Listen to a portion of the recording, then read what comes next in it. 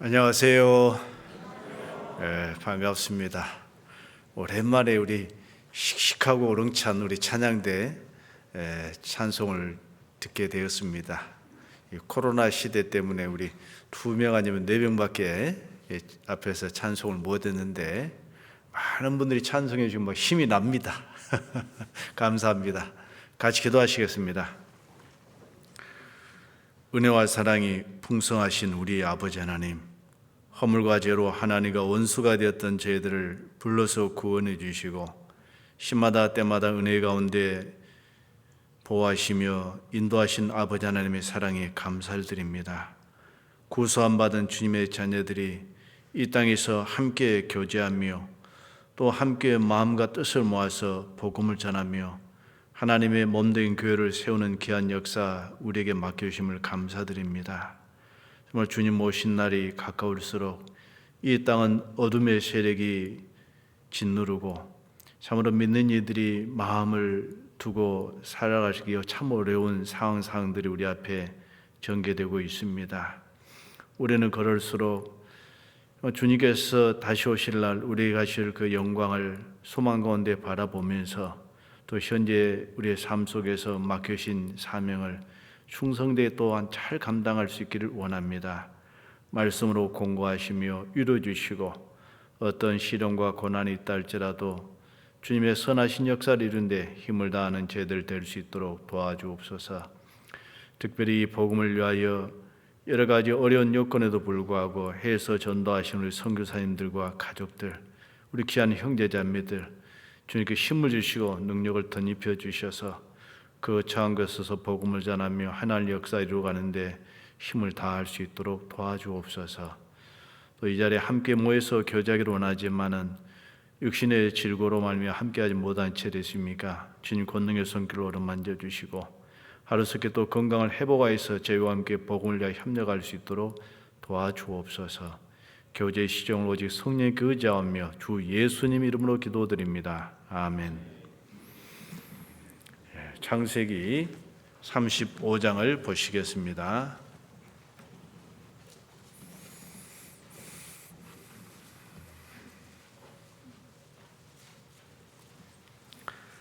창세기 35장 1절로 10절 말씀까지 제가 읽어 올리겠습니다. 창세기 35장 1절에서 10절 말씀입니다. 하나님이 야곱에게 이르시되 일어나 베델로 올라가서 거기 거하며 내가 내 형 에서의 낯을 피하여 도망하던 때에 내게 나타났던 하나님께 거기서 단을 쌓으라 하신지라. 야곱이 이에 자기 집 사람과 자기와 함께한 모든 자에게 이르되 너희 중에 이방 신상을 버리고 자신을 정결케 하고 의복을 바꾸라. 우리가 일어나 베델로 올라가자. 나의 환난 날에 내게 응답하시며 나의 가는 길에서 나와 함께 하신 하나님께 내가 거기서 단을 쌓으려 하노라 하매 그들이 자기 손에 있는 모든 이방 신상과 자기 귀에 있는 고리를 야곱에게 주는지라. 야곱이 그것들을 세겜 근처 상수리 나무 아래 묻고 그들이 발행하였으나 하나님이 그 사면 골들로 크게 두려워하게 하신 거로 야곱의 아들들을 추격하는 자가 없었더라. 야곱과 그와 함께한 모든 사람이 가나안 땅 루스 곧 베델에 이르고 그가 거기서 단을 쌓고 그것을 엘베델이라 불렀으니 이는 그 형의 낯을 피할 때에 하나님이 그에게 거기서 나타나셨음이더라. 리브가의 유모 드보라가 죽음에 그를 베델 아래 상수리 나무 밑에 장사하고 그 나무 이름을 알론바굿이라 불렀더라. 야곱이 밧담 아람에서 돌아오매 하나님이 다시 야곱에게 나타나서 그에게 복을 주시고 그에게 이르시되 내 이름이 야곱이다마는 내 이름을 다시는 야곱이라 부르지 않겠고 이스라엘이 내 이름이 되리라 하시고 그의 이름을 이스라엘이라 부르시고.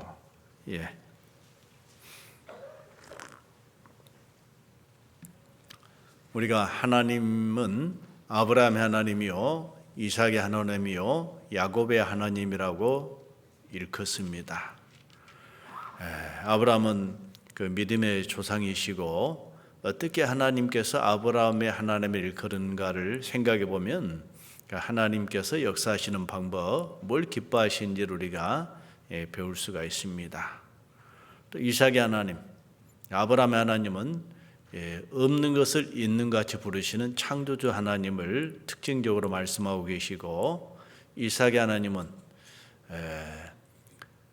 죽은 자를 다시 살리시는 그 부활의 하나님에 대해서 우리에게 교훈하고 계시고, 또 하나님은 야곱의 하나님이라 하신 것은 야곱은 차자로서 하나님의 장자의 축복을 받을 권리가 없는 사람임에도 불구하고 그걸 얻기 위해서 간절하게 사모함으로 장자의 축복을 받은 사람을 대표하고 있습니다. 우리도 하나님의 축복 밖에 있던 사람인데 그걸 간절히 얻기를 원할 때 성령께서 도와주셔서 구원을 받고 하늘나라를 상속받을 상속자들이 되었습니다. 어찌 보면 우리도 야곱의 자손이라고 할 수가 있습니다. 자, 근데 오늘은 좀 야곱의 일생을 통해서 우리에게 주시는 교훈을 좀 살펴보려고 하는데요. 창세기 28장에 보면 이제 야곱이 형 에서의 장자의 축복권을 빼앗았잖아요. 그로 말미암아 이제 형 에서가 야곱을 미워하고 또 야곱을 어떤 죽이려 하는 낌새가 있었기 때문에 이제 어머니 리브가하고 아버지 이삭이 야곱을 이제 피난을 보냅니다. 그 밧단 아람으로. 그 당시에 이 야곱이 살고 있었던 것은 브엘세바라는 곳에 살고 있었는데 하란까지 보내게 됩니다. 그 브엘세바에서 하란까지는 제가 구글을 통해서 검색해 봤더니 직선 거리로 한 700km 됩니다. 그러나 직선 거리지 옛날 같으면 길이 얼마나 험하고 구불구불합니까? 아마 900km 이상 되는 먼 거리입니다. 우리나라가 남북 1000km라 그러죠. 삼천리 반도라 그럽니다. 그래서 부산에서 제가 저 중광진까지 재봤더니 1000km가 안 돼요. 목포에서 대각선으로 재니까 한 1000km 가까이 된 곳입니다. 꽤 먼 곳을 이제 혈혈단신으로 가게 되는데, 이제 야곱이 브엘세바를 떠나서 베델에 이르렀을 때 얼마나 외로웠을까요? 브엘세바에서 베델까지는 약 90km 정도 떨어져 있습니다. 그래서 제가 어제 일산에서 이 안산까지 와가지고 거리를 재봤더니 66km 나오더라고요. 꽤 더 먼 곳이죠. 고속도로로 제가 달려왔기 때문에 1시간 조금 더 넘게 걸렸지만은 옛날에는 걸어서 가야 되잖아요. 여러분 하루 얼마 정도 걸을 수 있을까요? 아마 한 20km에서 한 30km 정도 아마 보편적으로 걸을 수 있을 것입니다. 자, 이 베델에서 머물면서 잠을 자고 있는데 꿈에 하늘이 열리면서 사닥다리가 땅에 내려왔습니다. 그리고 하나님의 사자들이 그 사닥다리로 오르락 내리락 하는 모습을 보았고, 그곳에서 여호와 하나님의 음성이 들렸어요. 야곱아, 야곱아, 두려워하지 말라. 네가 어디로 가든지 내가 너와 함께하리라. 나는 너의 하나님이라. 내가 반드시 너와 함께해서 다시 이곳으로 너를 돌아오게 할 것이다 라고 하나님께서 약속해 주십니다. 그 약속을 받고 야곱이 잠에서 깨어서 이것은 바로 하나님의 전이구나, 하나님이 계신 곳인데 내가 몰랐다, 그래서 내가 두려워했구나 하고 자기가 베개에 베었던 그 돌기둥에다가 기름을 붓고 그곳의 이름을 이제 베델로 바꿔요. 원래는 루스라는 곳인데 베델로 바꿔요. 하나님의 집이다. 그리고 야곱이 소원을 하게 됩니다. 하나님께서 저와 함께 하시사 나의 행로에 먹을 것을 주시고 입을 옷을 주시고 나를 이곳으로 돌아오게 하신다고 한다면 하나님은 나의 하나님이 되실 것이요, 하나님께서 내게 주신 것의 10분의 1 내가 반드시 내가 하나님께 드리겠습니다라고 서원을 한 내용이 창세기 28장에 기록되어 있습니다. 그래서 이제 야곱이 베델을 떠나서 하란까지 가서 거기에서 약 한 20여 년 세월을 보내게 됩니다. 거기서 이제 네 아내를 얻었잖아요. 또 11 아들을 얻었어요.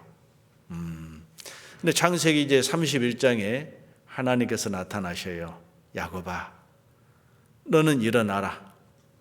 그리고 내가 네게 나타났던 베델에 가서 거하라 하시면서 하나님께서 야곱이 귀향하도록 종용을 하십니다. 그래서 이 야곱은 하나님의 음성을 듣고 그 모든 걸 정리하고 이제 자기가 얻었던 아내와 자식들, 많은 재물을 끌고 이제 귀향을 하게 됩니다.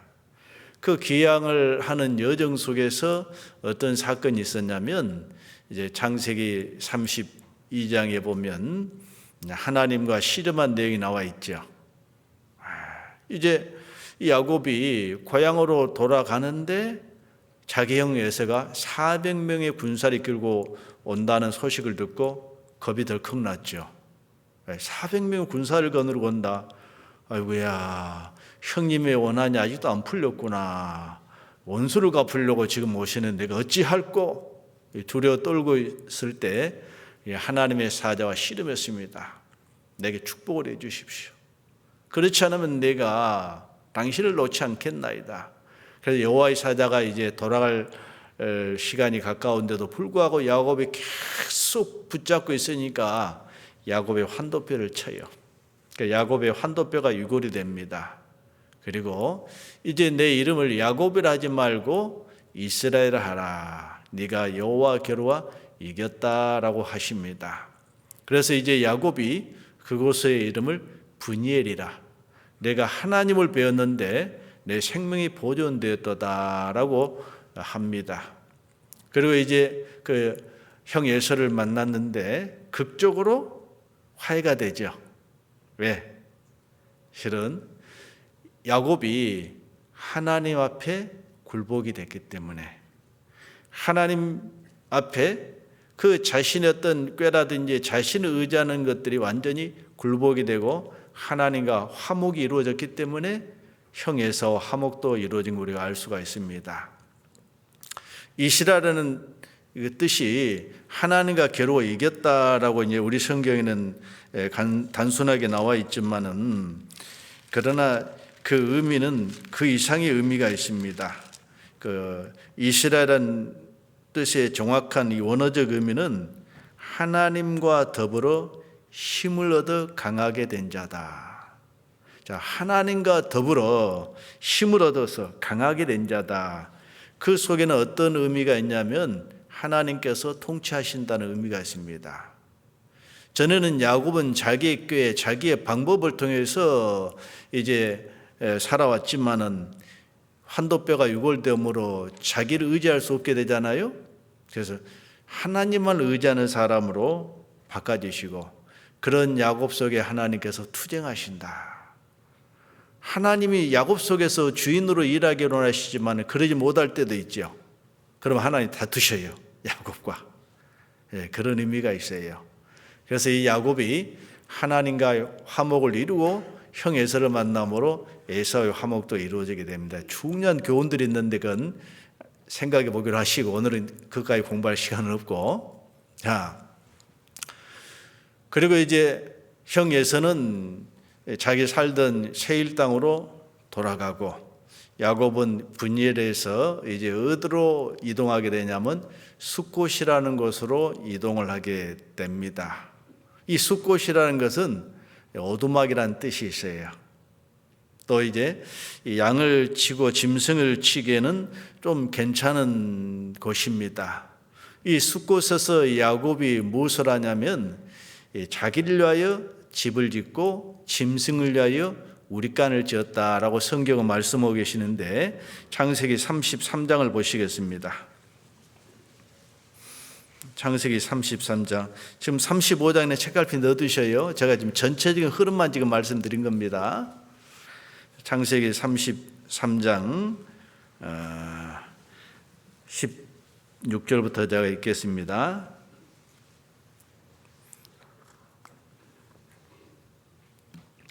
이날에 에서는 세일로 회정하고 야곱은 숫곳에 이르러 자기를 위하여 집을 짓고 짐승을 위하여 우릿간을 지은 고로 그 땅 이름을 숫곳이라 부르더라. 자, 숫곳. 아마 좀 그 당시에는 이제 목축업을 했기 때문에 짐승을 잘 키우는 이 사람이 부자잖아요. 근데 이 숫곳이 아마 짐승을 키우기에는 좀 적당한 곳이었는가 봅니다. 그래 꽤 얼마 동안 기간인지 모르지만 이곳에 머물렀기 때문에 자기를 위하여 집을 지었다. 또 짐승을 위하여 우릿간을 지었다라고 말씀하고 계십니다.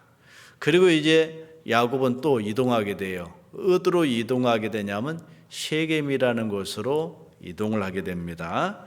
18절 야곱이 밧단 아람에서부터 평안히 가나안 땅 세겜성에 이르러 성 앞에 그 장막을 치고 그 장막 친 밭을 세겜의 아비 하몰의 아들들의 손에서 은 100개를 사고 거기 단을 쌓고 그 이름을 엘엘로헤 이스라엘 참 어렵죠. 엘엘로헤 이스라엘이라 부르더라. 여호와 이스라엘의 하나님 이런 뜻인데, 자, 그런데 이 세겜 땅에 와서 단을 쌓고 하나님 이름을 불렀고 그 땅을 은 100개를 주고 샀잖아요. 그런데 이 내용을 심히 살펴보면 하나님의 응답이 있어요, 없어요? 하나님의 응답이 없습니다. 하나님의 응답이 없어요. 이 세겜 땅에 머물 때 이제 어떤 사건이 쭉 전개되냐면 34절부터 보면 이 야곱의 딸 디나가 세겜 성에 들어가서 여러 가지를 이제 살펴보게 됩니다. 그 가운데 이 세겜 성의 주장 이 사람이 디나를 끌어들여 가지고 강간해서 욕을 보이게 돼요. 이 사실을 알고 야곱은 그 자녀들이 돌아오기를 기다렸고 그 자녀들이 돌아온 이후에 그 사건을 이야기하니까 이 레이와하고 시몬이 중심이 돼가지고 야, 우리 동생을 이 더럽힌 이놈들을 어떻게 우리가 원수를 갚을꼬. 그때 이 세겜은 디나를 연모했습니다. 사랑했습니다. 당신들이 어떤 조건을 제시하든지 그 디나만 우리에게 주신다 한다면 이제 우리가 서로 결혼해 가지고 서로 함께 통혼도 하고 이곳에 당신 땅이 넓으니까 머물기도 하고 우리가 한 민족에 대해서 살 수 있지 않겠느냐고. 그때 이제 제안하기를 우리는 하나님의 백성이기 때문에 할례 받지 않는 자하고는 통혼할 수가 없다고. 할례? 그것만 해결되면 당신들과 통혼하고 한 민족으로서 살아갈 수 있다고 한다면 우리 하겠다고 해서 그들의 할례 받고 고통 중에 있을 때 이 야곱 아들들 레이와 시몬이 중심이 돼가지고 그들과 피비린내란 살육 전쟁을 벌이게 됩니다. 그때 야곱은 없었어요. 나중에 돌아와서 야곱이 그 소식을 듣고 이거 큰일 났다고요. 우리는 약하고 저들은 강한데 잘못하면 이제 그들의 합세해서 우리 이렇게 달라들면 우리 민족이 멸절할 수밖에 없으니까 어찌할꼬. 고민 가운데 있을 때 하나님께서 나타나신 내용이 바로 창세기 35장입니다. 하나님께서 야곱에게 일어나라. 베델로 올라가라. 거기서 여호와를 섬기라고 하나님 명이 나타납니다. 그래서 야곱은 이제 하나님 영을 쫓아서 이제 세겜을 떠나서 베델로 가서 거기서 단을 쌓고 하나님께 제사를 드릴 때 하나님이 응답이 있습니다. 그 내용이 이제 10절에 있습니다. 자, 10절 보겠습니다. 35장 10절. 9절 10절입니다.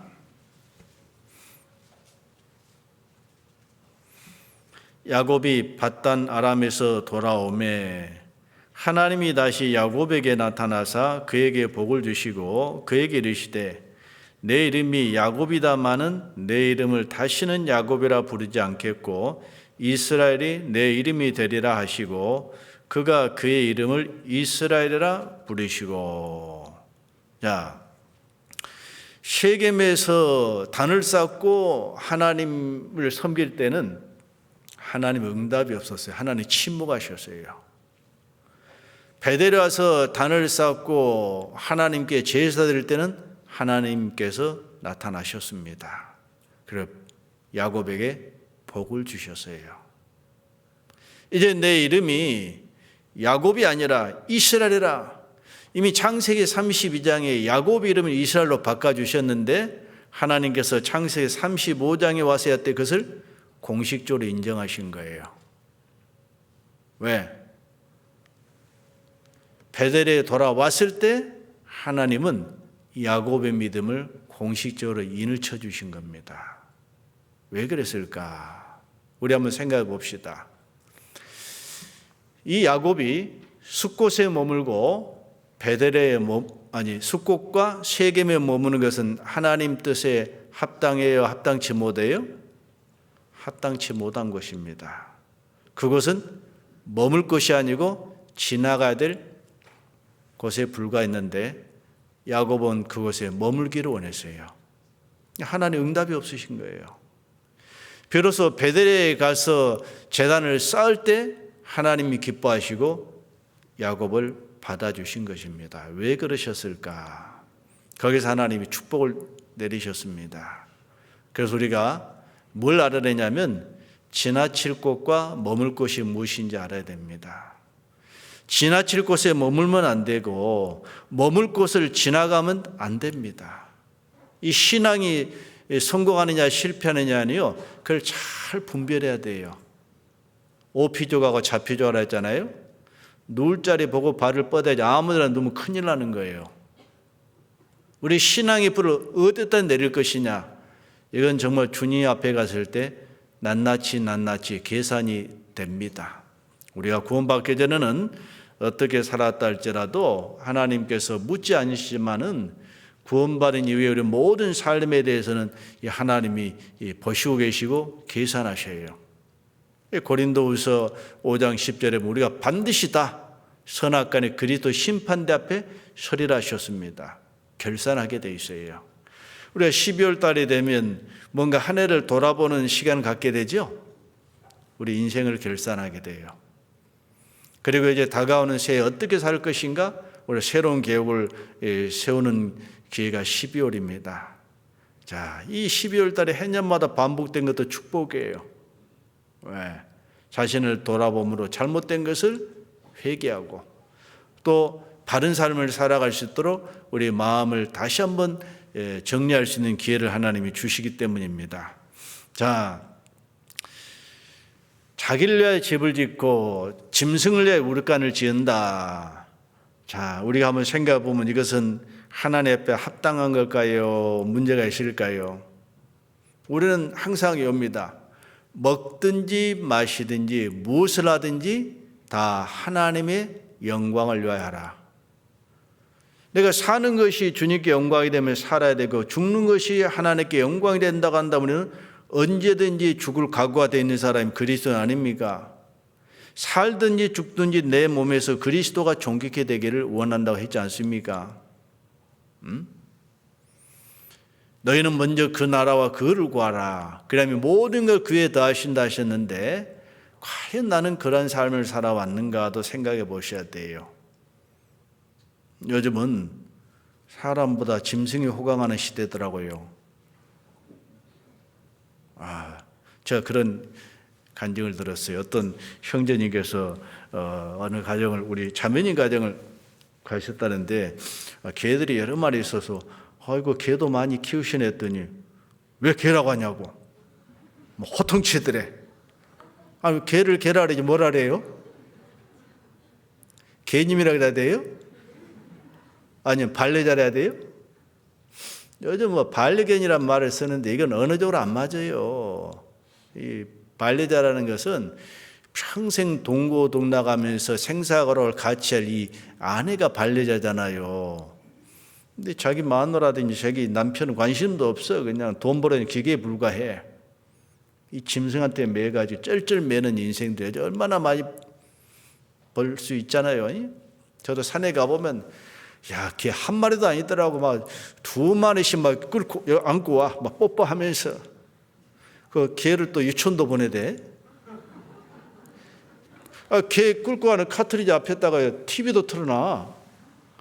진짜 개님들 호강하는 시대예요. 이 사람이 소득이 늘어나면 점점 엉뚱한데 사람 마음을 뺏겨요. 그 소득 수준에 따라서. 그래서 잘 산다고 하는 것이 꼭 좋은 것은 아니더라고요. 여기도 봤더니 몽골 교회를 또 후원하시더라고요. 저도 이 몽골을 몇 번 가봤어요. 울란바토르는 지금은 좀 전도하기 어려워요. 그래서 조금 이제 도시가 발달했다고. 시골에 가보면 지금도요, 참 마음이 순수해요. 밖에 나가서 이제 볼펜 한 자루 주고 사탕 몇 개 주고 저녁에 오세요. 그럼 다 와. 교대는 꽉 차. 한 일주일간 집회하고 떠나면요, 막 눈물이 글썽글썽해. 언제 오실라냐고. 처음 만난 분들인데.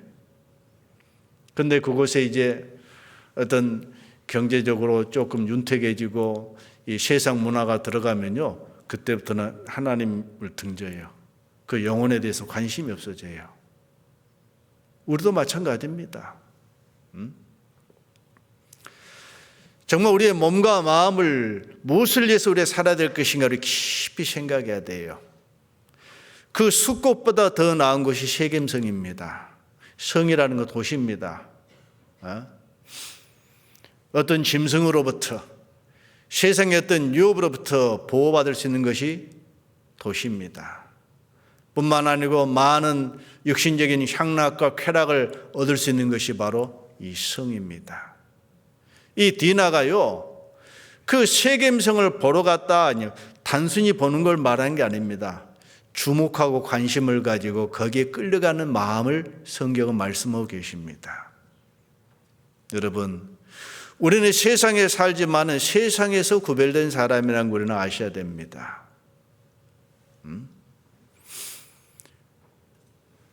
이 살아있는 물고기가 짠 바닷물 속에 있지만은 그 물고기 뱃속은 짜요, 싱거워요. 조기 맛있죠. 근데 제가 한번 진짜 조기가 맛없다라는 것을 깨달은 적이 있어요. 한 번 이제 아들이 강주에가 있어가지고 가고 점심 식사를 하는데 조기가 나왔더라고요. 딱 살점을 뜯다가 먹은데요. 이야, 왜 이렇게 맛없나? 봤더니 간이 안 돼 있어. 간이 안 돼 있어요. 이 생선요, 간을 안 하면 아무 맛이 없어요. 이 짠물 속에 있어도 이 살아있는 생선 속에는 소금기가 침투하지 못해요. 그러니까 생명이 끝나면 소금 뿌리면 금방 간이 침투하잖아요. 우리가 하나님의 생명을 받은 사람은 세상 속에 살아도 이 세상에서부터 구별된 삶을 살 수 있지만은 죽은 자는 어때요? 그 속에 젖어 살아요. 근데 혹시 잠자는 자도 있을지 몰라요. 잠자는 틈에 비집고 들어온지. 이 세겜에서 10여 년이라는 세월을 허비하게 되는데 하나님은 세겜에 머물지 말라고 부르셨습니다.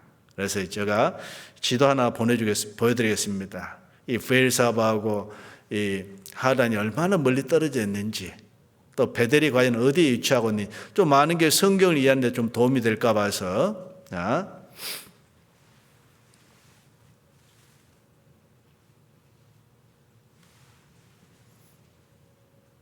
지금 이게 중동 지역 지도입니다.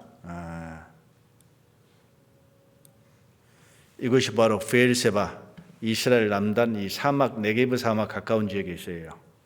그리고 이것이 하란인데 이스라엘 북쪽에 시리아가 있지요. 시리아 북쪽에 터키가 있습니다. 성경에는 소아시아제라 그러죠. 이 터키에 이 하란이라는 지역이 있습니다. 그리고 이제 베델이라는 곳은 바로 브엘세바에서 한 90km 정도 떨어진 곳에 위치하고 있습니다.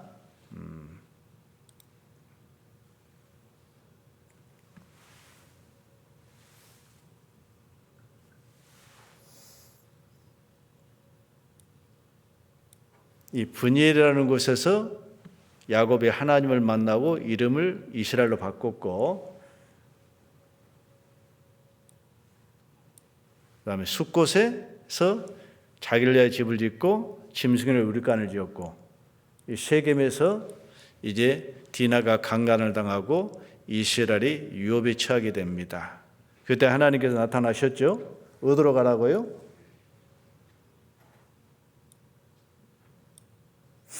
베델로 올라가라.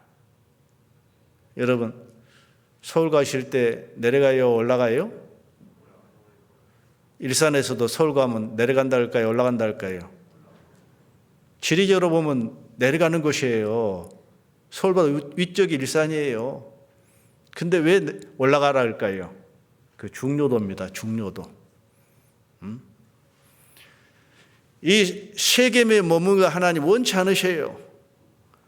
베델로 올라가라고 말씀하셨습니다. 올라가기 위해서는 현재 머문 자리에서 일어나야 됩니다. 일어나 베델로 올라가. 거기서 하나님을 섬기라고 말씀하고 계십니다. 자, 이제 우리가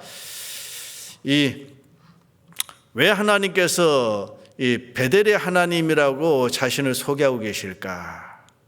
왜 베델로 올라가라 하셨을까? 또 잠깐 한번 생각해 봅시다. 베델의 하나님.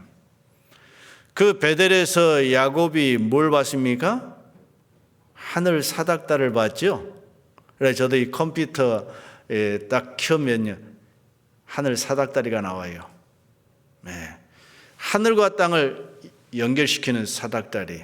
이 사닥다리는 서로 다른 것을 연결하는 것이 사닥다리잖아요. 인간은 죄인으로 태어나서 그 죄를 물마신같이 마시고 죽으면 이 지옥 갈 수밖에 없는 인생입니다. 왜? 하나님은 거룩하시고 죄를 용납할 수 없는 분이기 때문에 누구든지 이 죄인의 모습으로 하나님 갈 수가 없어요. 이 죄인과 하나님 사이를 연결시켜 주신 사닥다리 역할을 하신 분이 예수 그리스도십니다. 내가 그 길이요 진리요 생명이니 나로 말미암아 아버지께 올 자가 없다고 하셨어요. 예수님께서 인간의 죄를 없이 하는 그 일을 하기 위해서요, 공생을 시작하실 때도 요한에게 침례를 받으셨습니다. 그때 하늘 문이 열렸어요. 성령이 비둘기같이 예수님에 임하셨습니다. 바로 인간과 하나님 사이에 가로막힌 죄의 담을 예수님이 허심으로 우리가 하나님께 나아갈 수 있는 길을 열어주러 오신 분이 예수 그리스도이십니다. 우리는 바로 그 예수 그리스도로 말미암아 하나님을 만났고 영원한 생명을 얻었습니다. 하나님은 바로 예수 그리스도의 아버지 하나님이셔요. 예수 그리스도로 말미암아 우리가 하나님께 갈 수가 있고 예수 그리스도로 말미암아 하나님의 사랑이 어떠한지 우리는 알 수가 있습니다. 그리고 예수 그리스도로 말미암아 탄생한 것이 교회잖아요. 이 베델은 하나님의 집입니다. 교회를 말씀하고 계십니다. 하나님 뭘 귀하게 계시냐? 우리가 교회 가운데 머물러 있기로 하시고 그곳에서 하나님을 섬기기를 원하셔요. 사실 이 야곱의 육신적인 출생지는 어디냐면요, 브엘라헤로입니다. 브엘라헤로예요. 근데 창세기 31장에 보면 하나님께서 야곱에게 나타나셔서 한번 봅시다. 창세기 31장.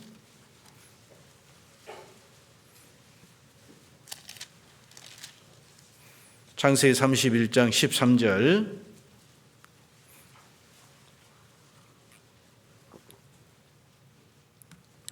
나는 베델 하나님이라. 내가 거기서 기둥에 기름을 붓고 거기서 내게 소원하였으니 지금 일어나 이곳을 떠나서 내 출생지로 돌아가라 하셨느니라. 하나님은 자신을 베델 하나님이라 하셨어요. 베델 하나님. 우리를 구원하신 하나님. 내가 거기서 기둥에 기름을 붓고 거기서 내게 서원하였으니, 예수님이 죽으심과 부활하심으로 성령을 보내셨고 우리에게 성령을 기름 붓다 하셨잖아요. 내 출생지로 돌아가라. 그래서 저는 처음에 이걸 읽을 때 내 출생지, 야곱의 출생지가 베델 아닌데, 야곱의 출생지가 베델 아니에요. 베엘레라헤예요. 베엘로라헤. 그 내용이 창세기 24장 62절부터 67절까지 나와 있어요. 야곱의 출생지. 근데 베델의 하나님이라면서 베델로 돌아가라 하시면서 그것이 야곱의 출생지라. 이것은 이 야곱의 영적인 탄생.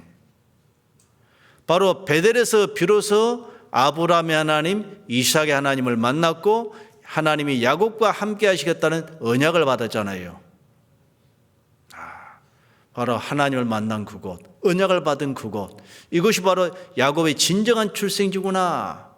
하나님 그곳에서 섬김을 받기를 원하시는구나. 여러분, 그래서 하나님은 베델로 가라고 하셨는데 여기서도 뭐라 했냐면 13절 중반절에 지금 일어나. 자, 베델로 가려면 어떻게 해야 돼요? 거기 앉아 있어야 돼요? 일어나야 돼요? 일어나야 되는 거예요. 하란에서 일어나야 돼. 바다나 일어나야 되는 거예요. 일어나. 이곳을 떠나서 내 출생지로 돌아가라. 자, 그러면 이 야곱은 귀향할 때 가장 우선적으로 목표를 둬야 될 곳이 어디예요? 숫곳입니까? 셰겜입니까? 베델입니까? 베델이 돼야 돼요. 그런데 야곱은 그렇지 못했어요. 숫곳에 오래 머물고 셰겜에서는 더 오래 머물렀어요.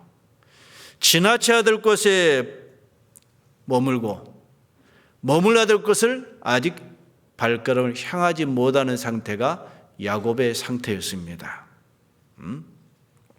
그래서 에베소 5장 14절에 보면 잠자는 자여 죽은 자 가운데 일어나라. 주께서 네게 빛이시라 하셨습니다.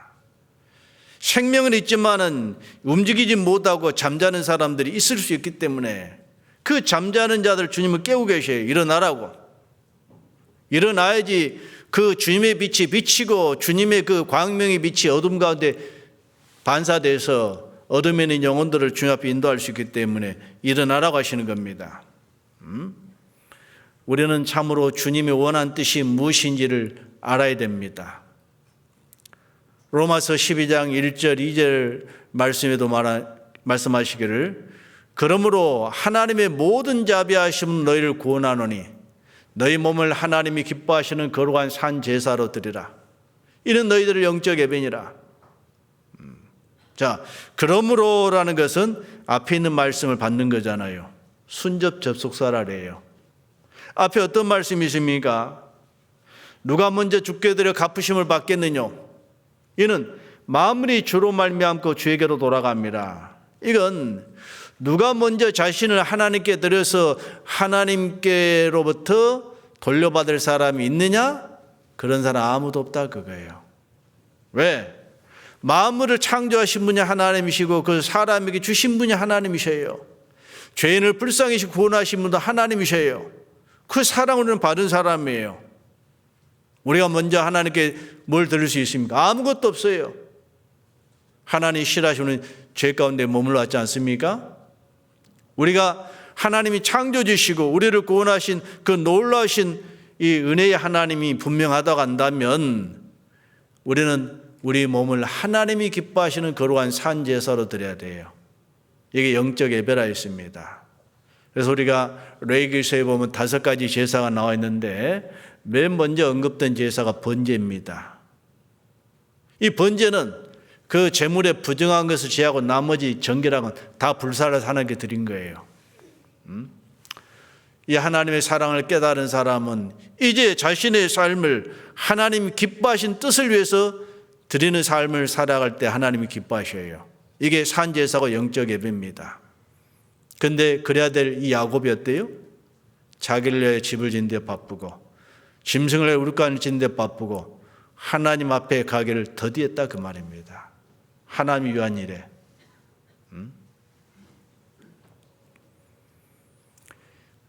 또 2절에 말씀하시기를 그래 산제사를 드리기 위해서는 그러므로 너희는 마음의 변화를 받으라. 하나님의 선하시고 기뻐하시고 온전한 뜻이 무엇인지 분별하도록 하라. 정말 자신을 영적 제사로 드리기 위해서는요, 마음의 변화가 있어야 돼요. 내가 이전에 살던 그 생각과 방법대로 살아가면 안 된다 그거예요. 하나님의 선하시고 기뻐하시고 온전한 뜻이 무엇인지 우리는 분별하고 그 뜻 가운데 자신을 드리는 삶을 살기 위해서는 현재 생각 속에서 현재 머물고 있는 그곳에서부터 우리는 일어나는 것이 우선이 돼야 됩니다. 자기 생각을 고집하고 자기 삶의 태도를 고집하고는 하나님을 기쁘시게 할 수가 없어요. 우리는 그 영적인 잠에서 깨어나야 되고, 그런데 이 수꽃보다도 더 육신적으로 안락하고 이 편안한 곳이 세겜성 아닙니까? 도시에 보면요, 우리 식구분들도 그러더라고요. 가능하면 도시 중심에 살고 싶어요? 외곽에 살고 싶어요? 젊은 사람들은 뭐 비싸든 어쨌든 이 도심에 살고 싶어 하더라고. 거기 가면 온갖 문화시설이 있고 막 흔들어져 있고. 근데 나이가 들면 좀 철이 드는가? 외곽으로 빠져나와요. 뭔가 좀 생각하고 그러기 위해서. 자, 이 도시에는 많은 사치와 향락과 육신의 어떤 이 대표적인 것들이 많이 있죠. 이 마지막 때가 되면 될수록 그런 일이 너무너무 만연해요. 비루함이 인생적에 높아질 때 악인이 처처 행행하는도다. 지금 보십시오.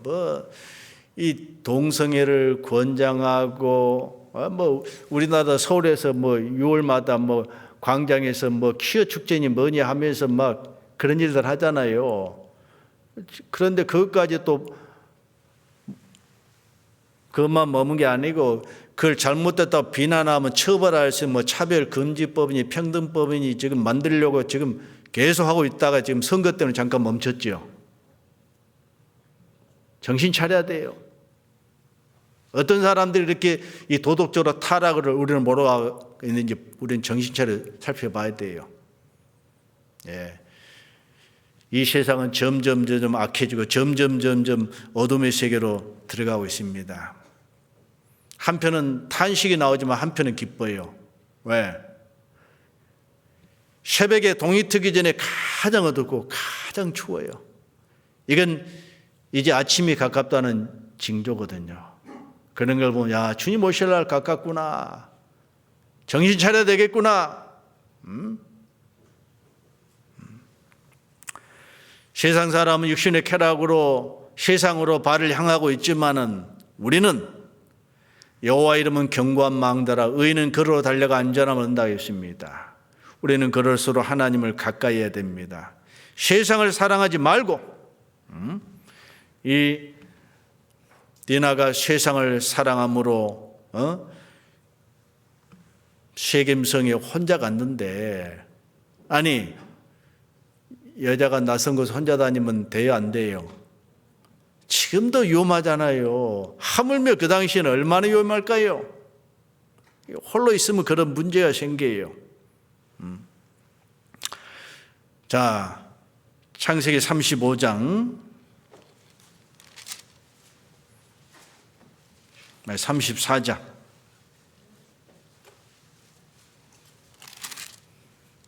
5절.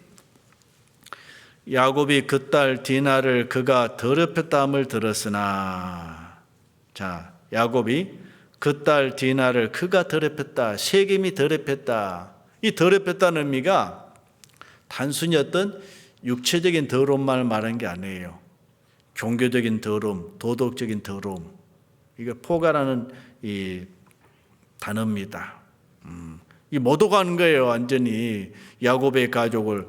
야곱뿐만 아니고 그 신앙을, 하나님을 못 오가는 거거든요. 근데 요즘 또 우리가 이 세상에 살다 보니까 잠깐 한눈 팔면 그런 세상적인 풍조가 우리 속에 들어오죠. 야, 우리나라 사람들 요즘 뭐 앞에 K만 넣으면 뭐 좋아한 거 뭐 K-팝, K-방역 뭐 그러잖아요. K-팝 좀 덕도 보기는 봐요. 왜? 한국 모르는 사람들에게 외국 가서 전달 때 한국 가서 K-팝 하고 막 좋아하고 한국어를 배우려고 하는 일들도 일어나고 있더라고요. 예, 우리가 전도한 데는 잠깐 도움될지 몰라도 그 K-팝 같은 거 좋아하지 마세요. 우리 젊은 분들. 요즘 방탄소년단이 뜨더라고. 혹시 뭐 표 사가지고 가서 보신 분 안 계시겠지만은 유튜브로 보신 분 계실지 몰라. 근데 이 방탄소년단에 뜨게 된 가장 중요한 노래가 뭔지 아세요? 피땀 영혼 눈물 다 당신께 드릴게. 그거 보셨어요? 다행히 안 보셔서.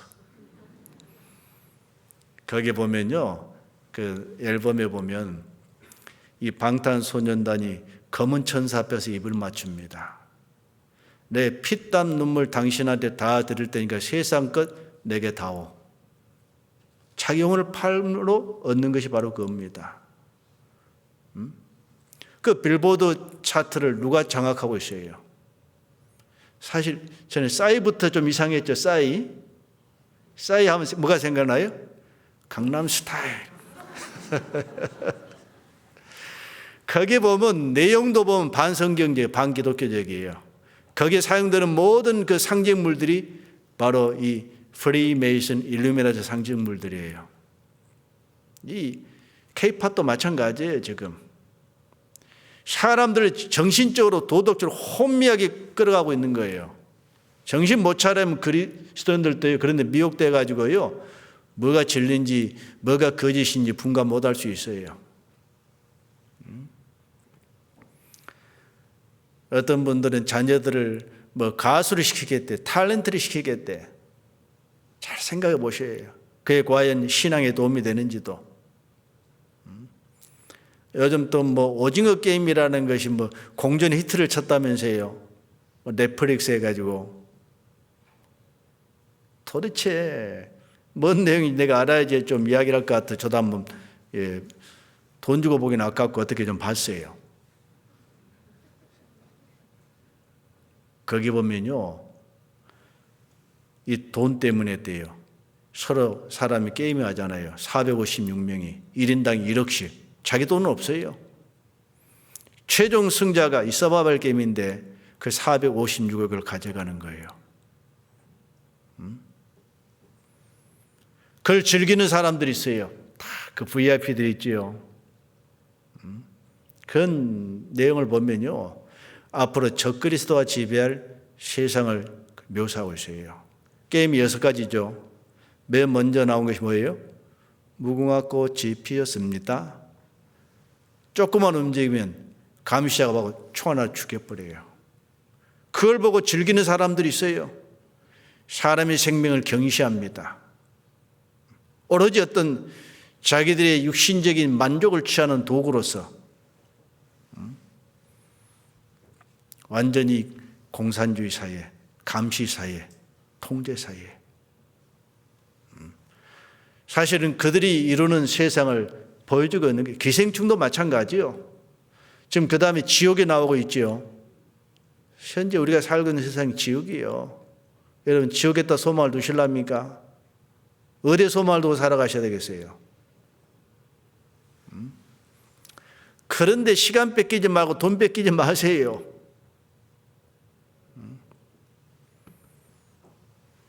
그런데 사람들은 영혼이 공고해지면 공고해질수록 어때요? 거기다 만 뺏기고 살아가는 겁니다. 레위기 11장에 보면 이 정결한 것, 부정한 것이 있지 않습니까?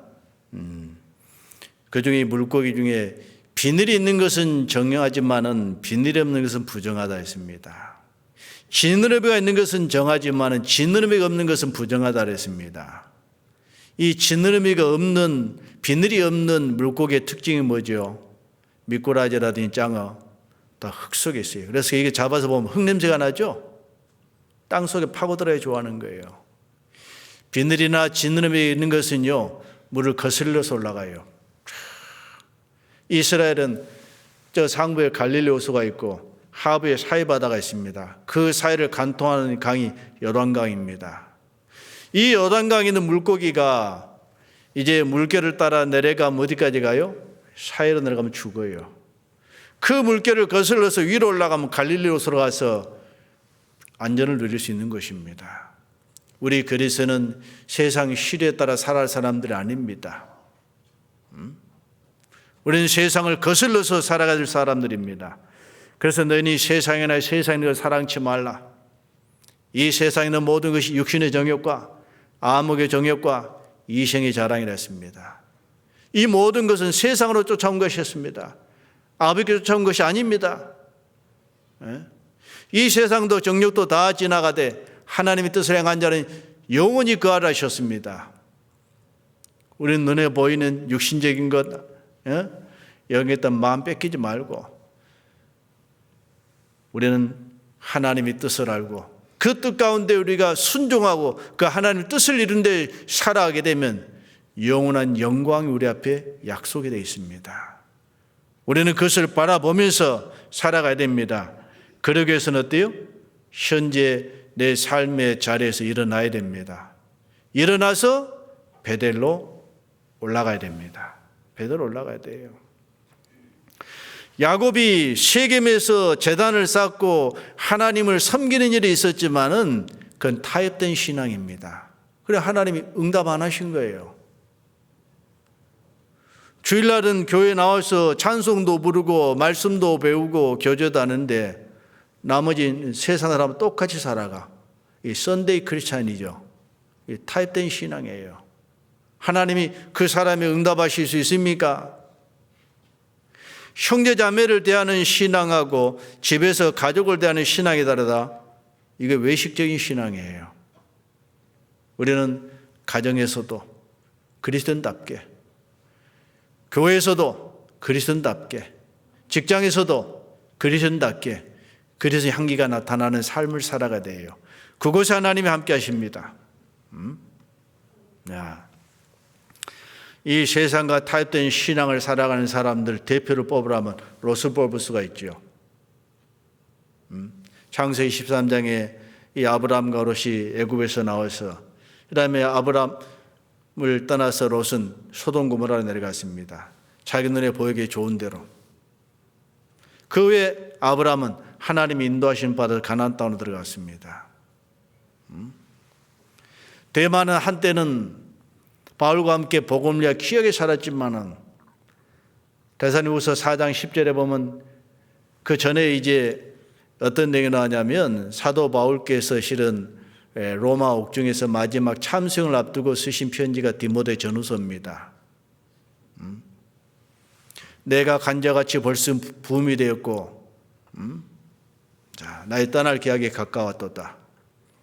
내가 선한 싸움을 싸우고 믿음을 지켰으니 이제 나를 위하여 의의 멸류관이 예비되었도다. 그날에 의로우신 자 판장이 내게 주실 것이라. 주의 나타나심을 사모하는 모든 자에게니라고 말씀하고 계십니다. 비장한 말씀이에요. 자기 자신을 완전히 하나님께 쏟아부을 그 죽음을 눈앞에 두고 바울은 내가 선한 싸움을 싸우고 믿음을 지켰다 했습니다.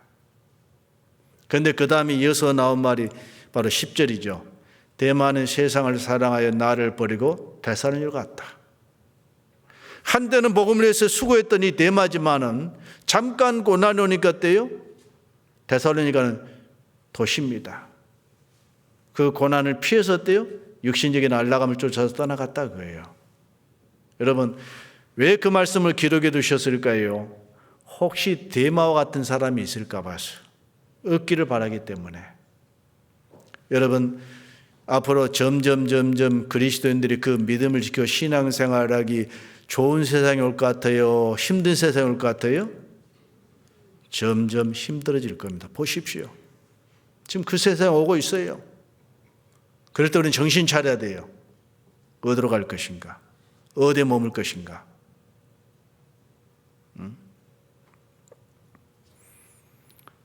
라오디가 교회, 내가 부유하여 부족한 것이 없다 한댔습니다. 그러나 네 눈먼 것과 가난한 것과 벌거벗은 수치를 알지 못한다 했습니다. 그럴 수 있어요. 마지막 시대 교회의 모습이 그래요. 그래서 우리는 안약을 써서 발라야 됩니다. 옷을 사서 벌거벗은 수치를 가려야 됩니다. 그리고 우리는 현재 자리에서 일어나서 베델로 올라가야 됩니다. 우리가 이 요한계시록 2장과 3장에 보면 7 교회가 있잖아요. 마지막 교회가 라오디게아 교회, 미지근한 교회. 첫 번째 교회가 에베소 교회입니다. 우리 에베소 교회는 이 거짓된 것들을 드러내고 주님께 향한 신실함이 있었잖아요. 그러나 내가 네게 책망할 것이 있다. 네가 처음 사랑을 버렸다 했습니다. 에베소 교회는 정말 신실하게 그리스도를 위해서 살아갔지만 한 가지 부족한 건 뭐냐? 처음 사랑을 버렸다라고 말씀하고 계십니다.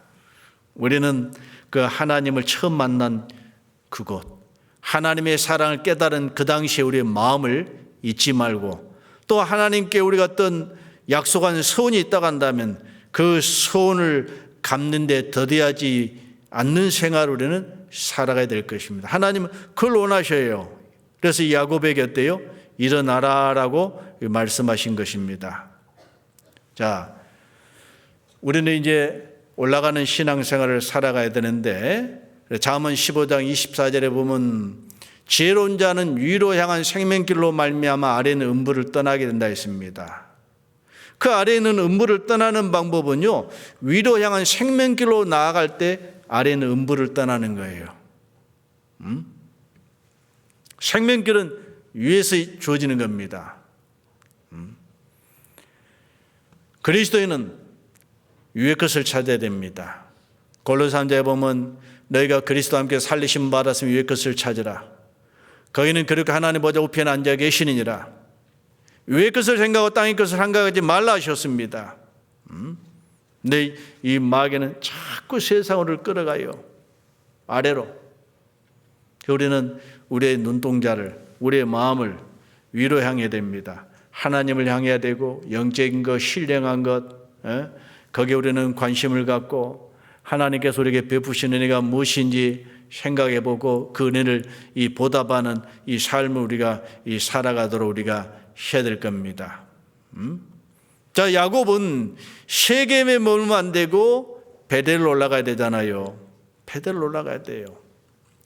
이스라엘 백성이 애굽에서 나와서 광야 생활할 때, 또 가나안 땅에 들어가 살 때 이스라엘 남자는 1년에 3차례씩 이제 무교절과 칠칠절과 초막절은 예루살렘에 가서 하나님을 섬겨야 돼요. 예루살렘 올라가야 돼요.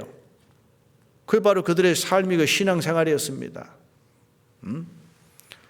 자, 이제 우리는 어디에다 마음을 두고 우리는 살아야 될까요? 주님께서 피를 흘려 사신 교회 가운데 우리의 소망과 우리의 마음을 두고 우리는 살아가야 됩니다. 시편 26편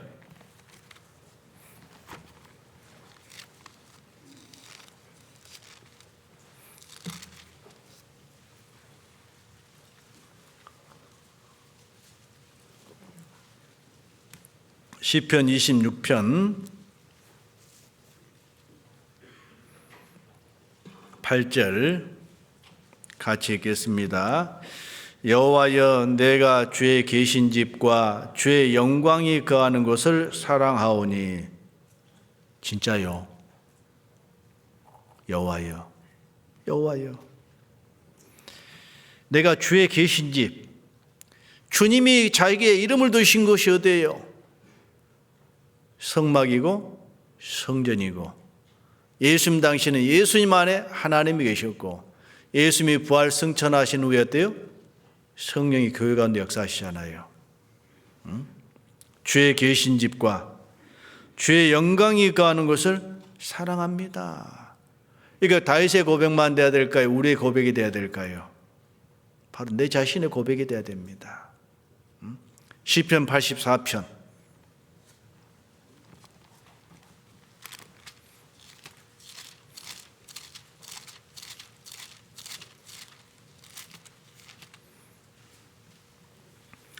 시편 84편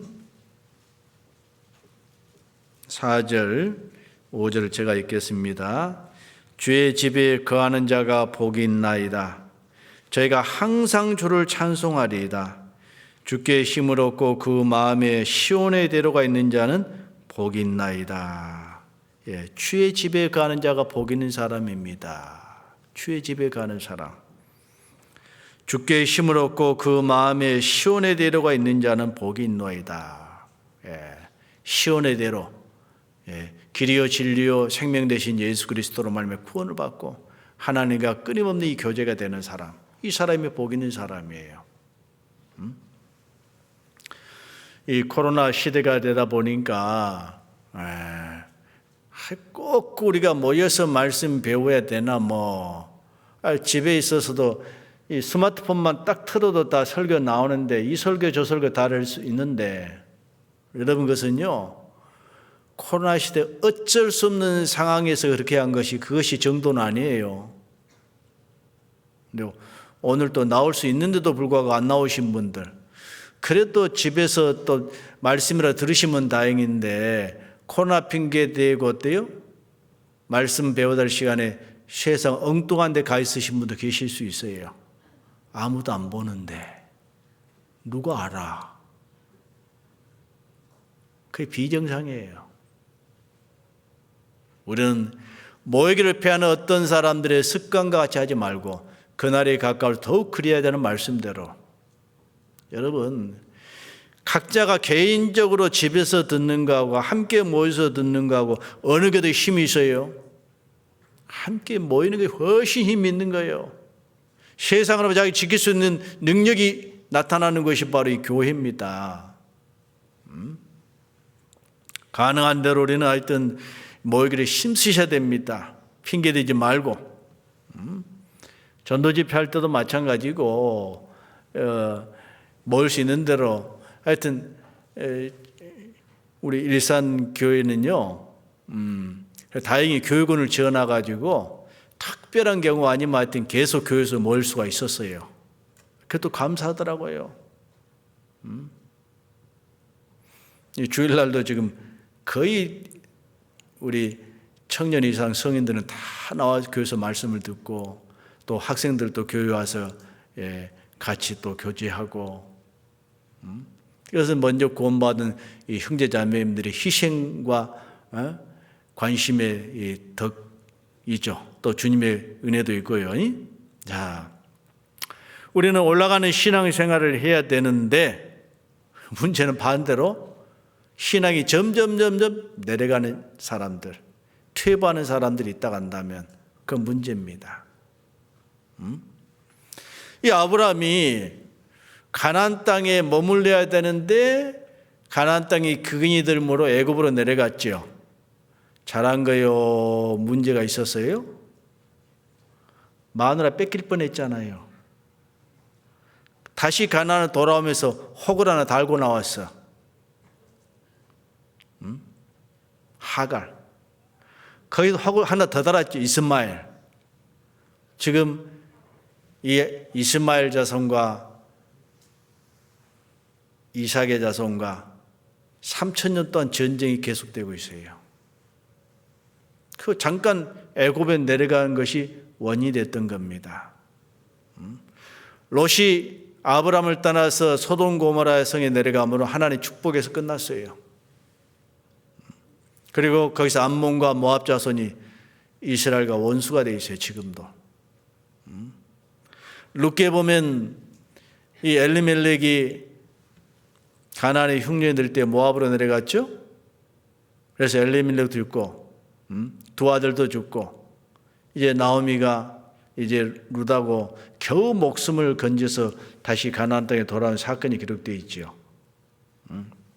여러분, 이 내려가는 신앙, 이거 문제가 있습니다.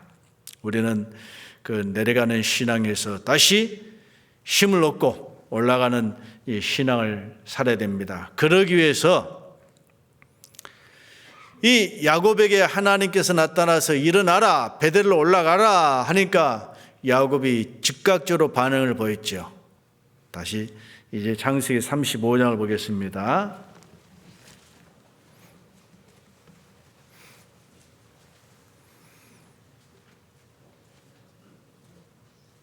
2절,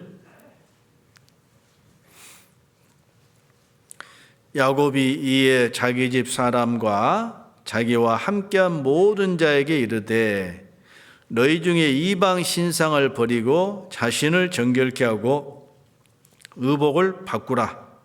우리가 일어나 베델로 올라가자. 예. 참 이 야곱이 하나님께서 일어나라라고 하자마자 바로 즉각적으로 순종했잖아요.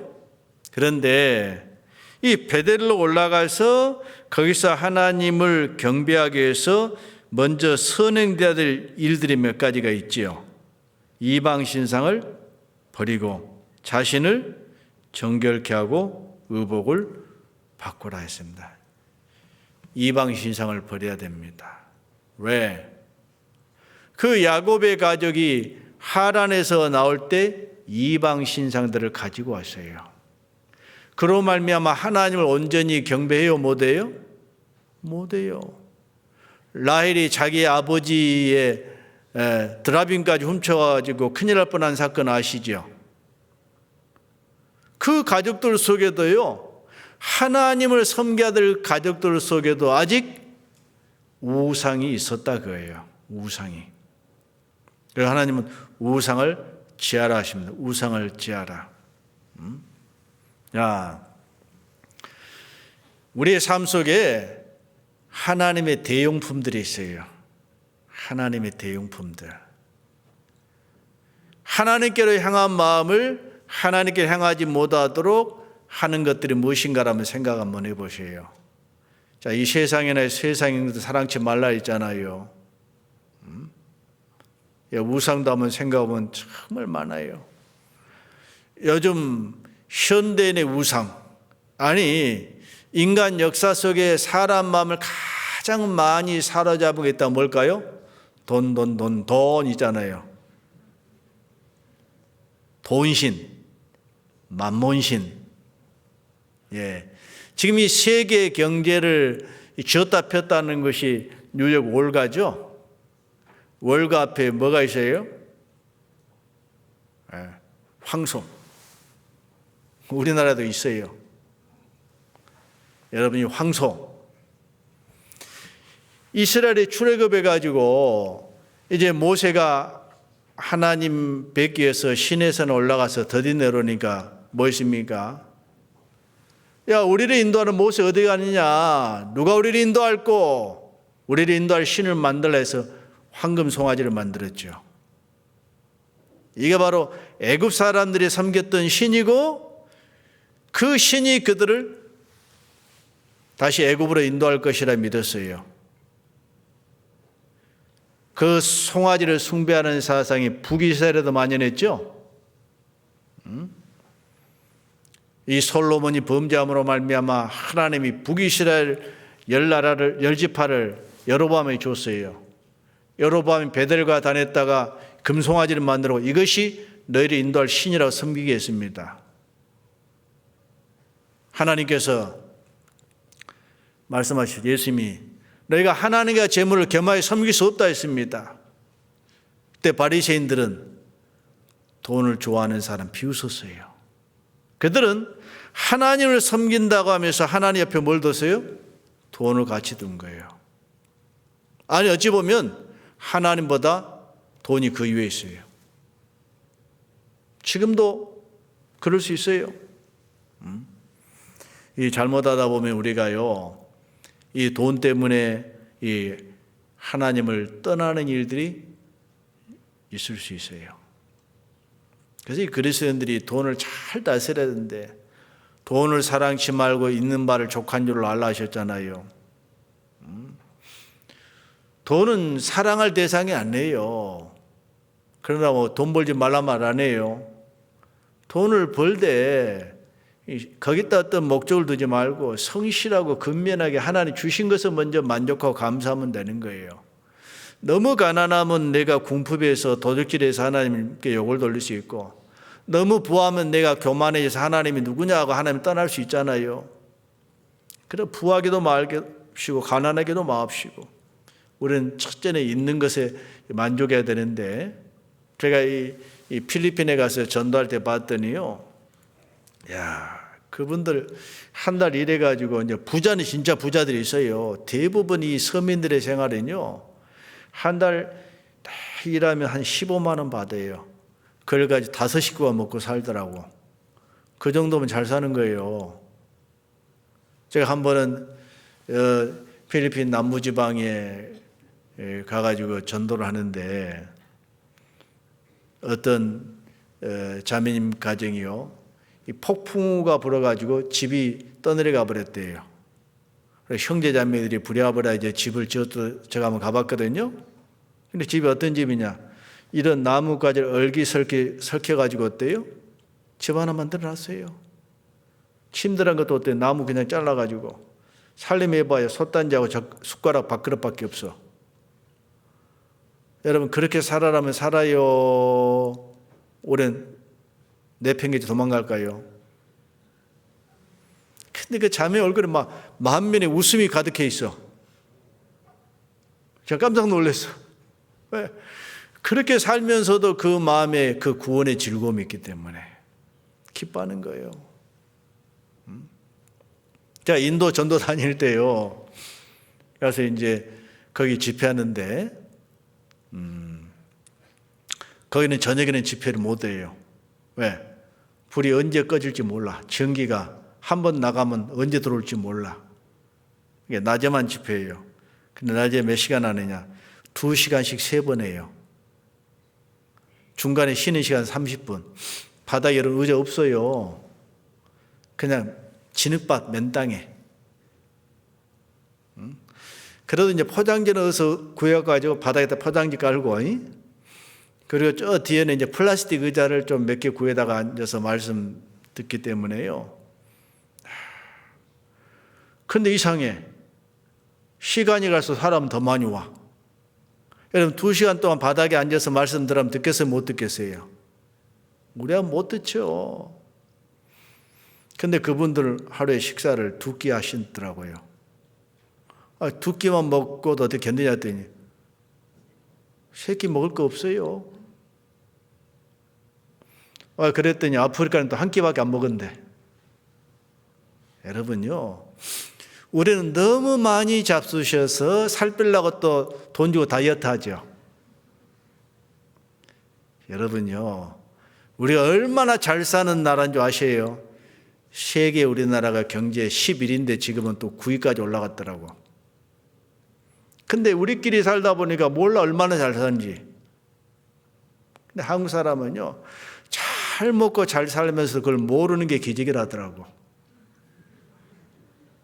그 상대적인 빈곤 때문에. 사실 이 전 세계 딱 보면 우리나라가요, 정말 현재 우리 수준 잘 사는 거예요. 엄청나게. 요즘 보면 저 일산도요, 그 교육원 지면서 땅을 800평 사가지고 이제 주차장까지 확보했거든요. 그때 딱 계산은요, 이제 우리 차량들 다 교회당에 주차할 수 있다고 계산해 놨는데 벌써 좁아. 주차할 곳이 없어. 왜 그런 거 봤더니 한 집에 차 2대, 3대 있는 집도 있더라고. 아니, 저 어렸을 때는 차례야 동네 자동차인데 없어요. TV 없어요. 흑백도. 우리가 이렇게 잘 살아 상상도 못했어요. 지금 그 세상에 우리가 지금 살고 있어요.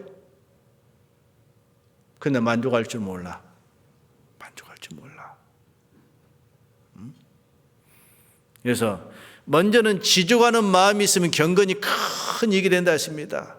돈을 사랑하며 일만에게 뿌리가 되나니 이를 사모하는 애들이 많은 미혹을 받아 근심으로 자기를 찔렀도다 했습니다. 먼저 우리는 주신 것에 감사하는 마음이 있어야 되는 겁니다. 그 주신 것을 가지고 정말 더 귀한 일에, 주님이 기뻐하신 일에 우리는 먼저 들어져야 될 겁니다. 그래서 어떤 사람은 이 돈이 자신의 우상이고 세상의 어떤 문화가 또 자신의 우상이 된 사람이 있어요. 그런 것에서부터 자신을 좀 구분해야 됩니다. 이것 우상 문제도 좀 한번 생각해 보세요. 그 다음에 자신을 성결케 하라 그랬죠. 하나님은 거룩하신 분이기 때문에 자기 백성들이 거룩함을 요구하시는 거예요. 육과 영의 온갖 더러운 것 자신을 깨끗게 하자. 네. 우리는 이 도덕적으로도 깨끗해야 될 뿐만 아니고 우리는 영적으로도 교리적으로도 우리는 이 잘못된 교리를 용납하면 안 되는 겁니다.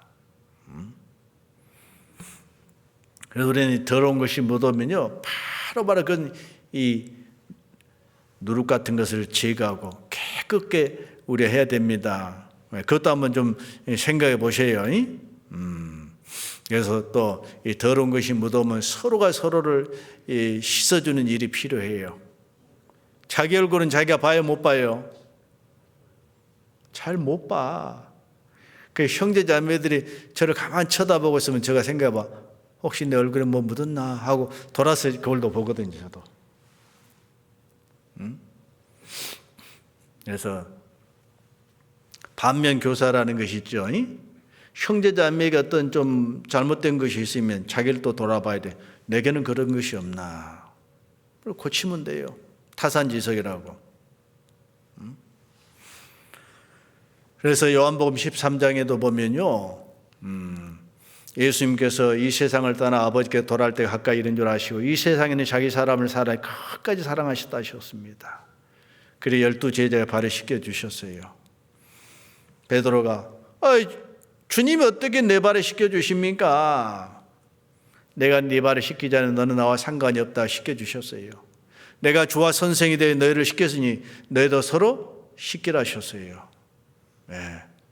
주인 되신 주님이 우리의 발을 씻겨주셨어요. 발은 얼마나 더러운 것입니까? 냄새 나는 것입니까? 우리도 어때요? 형제자매의 더러움이 있으면 비난하고 책망하고 지적하지 말고 씻어주도록 하셔요. 위로하고 격려하고 용기를 다시 주고 이렇게 세워줘야 됩니다. 그런데 자매가 그럴 수 있어요. 형제가 막 시기 질투하면서 어떤 사람은 없는 것까지 막 들춰내가지고 문제 삼은 사람도 있잖아요. 교묘하게. 우리는 그러지 말고 성령의 하나 되게 힘써 지키라는 말씀처럼 서로 씻겨주고 서로 어때요? 차가운 데 있으면 녹여주고 우리가 하나님 앞에 성결해야 됩니다. 영육간에. 의복을 바꾸라 그랬죠. 의복을 바꾸라. 의복도 참 중요해요. 그래서 제가 의복에 대해서 한번 쭉 조사해 봤더니요. 와, 진짜 중요하더라고요. 의복에 대한 설교만 몇 주간 해야 돼. 정말 중요한 뜻이 있어요. 그래서 우리가 또 실질적으로 우리 교회 나오실 때 그냥 아무거나 체육복 입고 나와요? 단정화 입고 나와요? 그래 보니까 다 단정화 입고 오셨네. 우리가 운동할 때 입은 운동복 입고 잠잘 때 입은 잠옷이 따로 있죠. 교회 나올 때 뭐 고급 옷 입고 나오란 말 안 해요. 있는 옷이라도 단정하게 깔끔하게. 우리가 형제자매와 함께 주님을 뵙기 위해서 또 나오는데 성경에 보면요. 대제사장이 입는 옷이 있고 제사장이 입는 옷이 있고 레위 사람이 입는 옷이 따로 있어요. 자기 신분과 자기 어떤 위치와 그런 여러 가지 역할에 따라서 달라져요. 옛날에 보면 우리 임금님이 입은 옷이 있고 밑에 있는 이제 뭐 정일품, 정의품 입는 옷들이 다르잖아요. 우리 세상 사람이 입는 옷을 그리스도인이 다 입을 수 없어요. 세상 사람은 막 자기를 뽐내고 막 자기를 막 드러내기 위해서 요즘 옷을 입었나 안 입었나 모를 정도 겨울에도 그런 옷 보이더라고. 지금은 겨울이니까 안 그러죠? 여름에도 단정한 옷, 염치와 정절로 자기를 단장하라 하신 것처럼 이런 옷차림이 혹시 형제자매에게 좀 눈살을 찌푸리지 않을런지, 이 그리스도는 합당치 못한지. 어떤 분이 그러더라고요. 학교 가서 강의하려면요, 그러고 우리 칸막이에서 괜찮아. 없으면 얘들이 그냥 조금만 발 벌리면 이거 눈을 둘 데가 없대. 요즘 우리 학생들이 이상해. 자꾸 위로 올라가고, 이 교사들도 그걸 또 좋아하는 교사들이 있더라고. 밑에까지 단정하게 내리면 어때요? 야, 왜 너 그렇게 옛날 시골 아줌마처럼 입어? 그런 분도 계시더라고요. 세상 그럴 줄 몰라 그리스도는 단정하게 자기 부끄러움을 드러내지 않도록 의복을 바꿔야 돼요. 지나치게 하여튼 외모에 신경 쓸 필요는 없지만은 하여튼 다른 사람에게 했더니 문제가 안 되도록 의복도 단정하게 입는 것. 왜? 그건 자기 인격의 표현이에요. 자, 인도에 전도하러 다닐 때는요, 인도 얼마나 더운지 아세요? 그 전도하러 갈 때 여름철에도요, 우리 자매님들이 정경이 밑에까지 내려온 치마를 다 입었어요. 왜? 거기 풍습이 그래. 만일에 이 정경이 위로 이 치마가 올라오면요, 그 사람들은 굉장히 부정하게 여기더라고. 그러니까 우리가 누릴 수 있는 자유지만은 복음에 장애가 되지 않도록 어때요? 그걸 포기하는 거예요. 그게 값진 겁니다. 자, 그 우상, 깨끗이 못한 것, 그 다음에 합당치 못한 의복을 또 거기 보면 이제 귀걸이도 있어요. 왜? 이 귀걸이도 점친데 많이 썼거든요. 원래 성경에 보면 이 귀걸이도 이 종들이 자기가 노예라는 신분을 표시하는 증표가 이 귀걸이였어요. 요즘하고는 달라. 요즘 못 내려고 차지 많아. 그래서 이런 걸 다 걷어가지고 어떻게 했느냐? 상수리 나무 아래 묻고 떠났습니다. 자, 봅시다. 창세기 35장 4절.